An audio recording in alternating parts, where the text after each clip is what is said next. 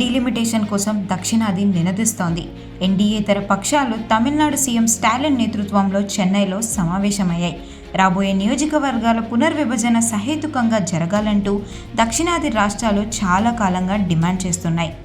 జనాభా ప్రాతిపదికన చేసే పునర్విభజన తమకు అంగీకారం కాదని తెలంగాణ సీఎం రేవంత్ రెడ్డి, తమిళనాడు ముఖ్యమంత్రి ఎంకే స్టాలిన్ చాలా కాలంగా చెబుతున్నారు. ఫేర్ డీలిమిటేషన్ కావాలని డిమాండ్ చేస్తూ స్టాలిన్ నేతృత్వంలో ఇవాళ చెన్నైలో దక్షిణాది యుద్ధం మొదలైంది.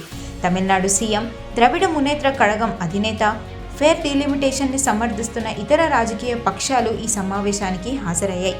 Telangana CM Revanth Reddy, Kerala CM Pinarayi Vijayan, Punjab CM భగవత్ సింగ్ మాన్ సమావేశానికి హాజరయ్యారు. బీఆర్ఎస్ వర్కింగ్ ప్రెసిడెంట్ కేటీఆర్తో పాటు శిరోమణి Akali Dal working president Balwinder Singh, Indian union ముస్లిం లీగ్ ప్రధాన కార్యదర్శి పిఎంఏ సలాం సహా పలువురు ప్రముఖులు ఈ కార్యక్రమంలో పాల్గొననున్నారు. మొత్తం 7 రాష్ట్రాల నుండి 14 మంది ప్రతినిధులు ఒక్కటయ్యారు. వివిధ రాష్ట్రాల నుండి వచ్చిన ప్రతినిధులను స్టాలిన్ తనయుడు, తమిళనాడు డిప్యూటీ సీఎం ఉదయనిధి స్టాలిన్ స్వయంగా ఆహ్వానించారు. దక్షిణాది సమావేశంపై స్టాలిన్ ఎక్స్ వేదికగా స్పందించారు. ఈరోజు దేశ అభివృద్ధికి కీలకంగా తోడ్పడిన రాష్ట్రాలు మన దేశ సమాఖ్య నిర్మాణానికి పరిరక్షించేందుకు కలిసొచ్చిన రోజుగా చరిత్రలో చిరస్థాయిగా నిలిచిపోతుంది. ఫేర్ డీలిమిటేషన్ కోసం ఈ సమావేశం కీలకమని ఆయన పేర్కొన్నారు.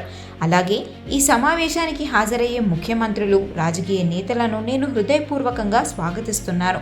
మనమందరం ఫేర్ డీలిమిటేషన్ పట్ల ఒకే దృక్పథంతో కట్టుబడి ఉన్నాం అని ఆయన తెలిపారు.